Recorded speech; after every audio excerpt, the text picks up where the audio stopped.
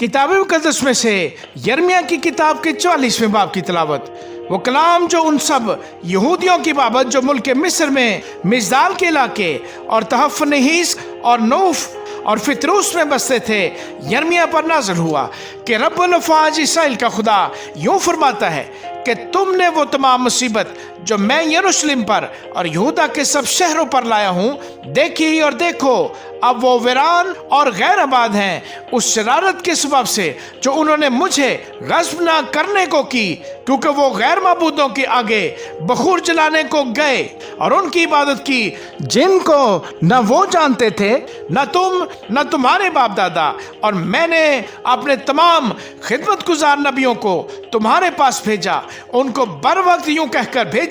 कि तुम ये नफरती काम जिससे मैं नफरत रखता हूं ना करो, पर उन्होंने ना सुना ना कान लगाया कि अपनी बुराई से बाज आएं और गैर माबूदों के आगे बखूर न जलाएं। इसलिए मेरा कहरो गज़ब नाज़िल हुआ और यहूदा के शहरों और यरूशलेम के बाजारों पर भड़का, और वो खराब और वीरान हुए जैसे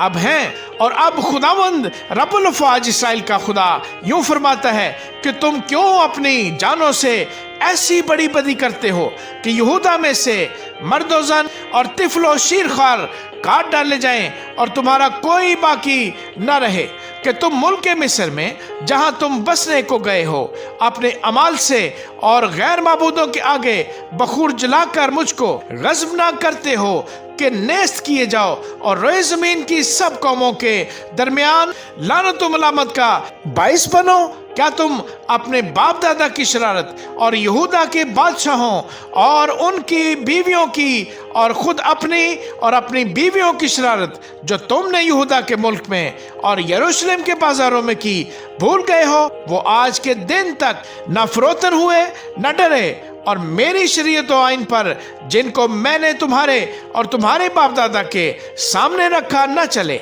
इसलिए रब्बुल अफ़वाज इसराइल का खुदा यूं फरमाता है कि देखो मैं तुम्हारे खिलाफ ज़ियानकारी पर आमादा होऊंगा ताकि तमाम यहूदा को नेस्त करूं, और मैं यहूदा के बाकी लोगों को जिन्होंने मुल्क मिस्र का रुख किया है कि वहां जाकर बसें पकड़ूंगा, और वो मुल्क मिस्र ही में नाबूद होंगे। वो तलवार और काल से हलाक होंगे, उनके अदला वाला नाबूद होंगे। वो तलवार और काल से फना हो जाएंगे और लानत व हैरत और तान व तशनी का बायस होंगे। और मैं उनको जो मुल्क मिस्र में बसने को जाते हैं उसी तरह सजा दूंगा जिस तरह मैंने यरूशलेम को तलवार और काल और वबा से सजा दी है। बस यहूदा के बाकी लोगों में से जो मुल्क मिस्र में बसने को जाते हैं ना कोई बचेगा ना बाकी रहेगा कि वो यहूदा की सरजमीन में वापस आएं जिसमें आकर बसने के वो मुश्ताक हैं, क्योंकि भागकर बच निकलने वालों के सिवा कोई वापस ना आएगा। तब सब मर्दों ने जो जानते थे कि उनकी बीवियों ने गैर माबूदों के लिए बखूर जलाया है, और सब औरतों ने जो पास खड़ी थी, एक बड़ी जमात यानी सब लोगों ने जो मुल्क मिस्र में फतरूस में जा बसे थे, यिर्मयाह को यूं जवाब दिया कि यह बात जो तूने खुदावंद का नाम लेकर हमसे कही हम कभी न मानेंगे, बल्कि हम तो उसी बात पर अमल करेंगे जो हम खुद कहते हैं कि हम आसमान की मलिका के लिए बखूर जलाएंगे और तपावन तपाएंगे, जिस तरह हम और हमारे बाप दादा, हमारे बादशाह और हमारे सरदार यहूदा के शहरों और यरूशलेम के बाजारों में किया करते थे, क्योंकि उस वक्त हम खूब खाते पीते और खुशहाल और मुसीबतों से महफूज थे। पर जब से हमने आसमान की मलका के लिए बखूर जलाना और तपावन तपाना छोड़ दिया, तब से हम हर चीज के मोहताज हैं और तलवार और काल से फना हो रहे हैं। और जब हम आसमान की मलका के लिए बखूर जलाती और तपावन तपाती थी, तो क्या हमने अपने शोहरों के बगैर उसकी इबादत के लिए कुलचे पकाए और तपावन तपाए थे? तब यिर्मयाह ने उन सब मर्दों और औरतों यानी उन सब लोगों से जिन्होंने से जवाब दिया था कहा, क्या वो बखूर जो तुमने और तुम्हारे बाप दादा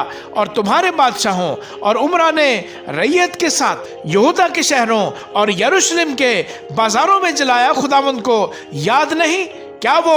उसके ख्याल में नहीं आया? बस तुम्हारे बदमाल और नफरती कामों के सबब से खुदावंद बर्दाश्त न कर सका, इसलिए तुम्हारा मुल्क वीरान हुआ और हैरत और लानत का बाइस बना, जिसमें कोई बसने वाला न रहा, जैसा कि आज के दिन है। चूंकि तुमने बखूर जलाया और खुदावंद के गुनहगार ठहरे और उसकी आवाज़ के शिरवाना हुए और ना उसकी शरीयत, ना उसके आइन, ना उसकी शहादतों पर चले, इसलिए ये मुसीबत जैसी कि अब है तुम पर आ पड़ी। और यर्मिया ने सब लोगों और सब औरतों से यूं कहा कि ऐ तमाम बनी यहूदा जो मुल्क मिस्र में हो, खुदावंद का कलाम सुनो। रब्बुल अफ़वाज इस्राएल का खुदा यूं फरमाता है कि तुमने और तुम्हारी बीवियों ने अपनी जुबान से कहा कि आसमान की मलका के लिए बखूर जलाने और तपावन तपाने की जो नजरें हमने मानी हैं जरूर अदा करेंगे, और तुमने अपने हाथों से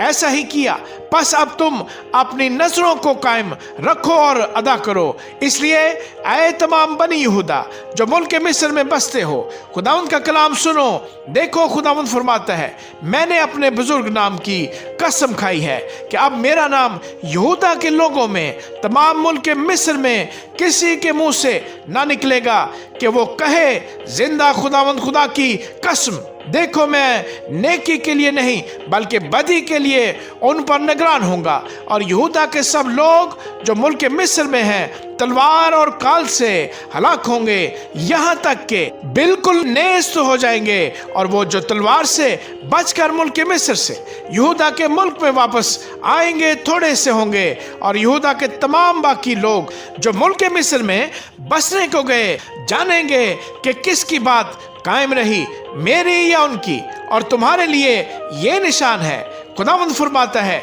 कि मैं इसी जगह तुमको सजा दूंगा, ताकि तुम जानो कि तुम्हारे खिलाफ मेरी बातें मुसीबत की बाबत यकीनन कायम रहेंगी। खुदावंद यूं फरमाता है कि देखो, मैं शाह मिस्र फिरौन हुफरा को उसके मुखालिफों और जानी दुश्मनों के हवाले कर दूंगा, जिस तरह मैंने शाह यहूदा सिदकिया को शाह बाबल नबूकदनेस्सर के हवाले कर दिया, जो उसका मुखालिफ और जानी दुश्मन था।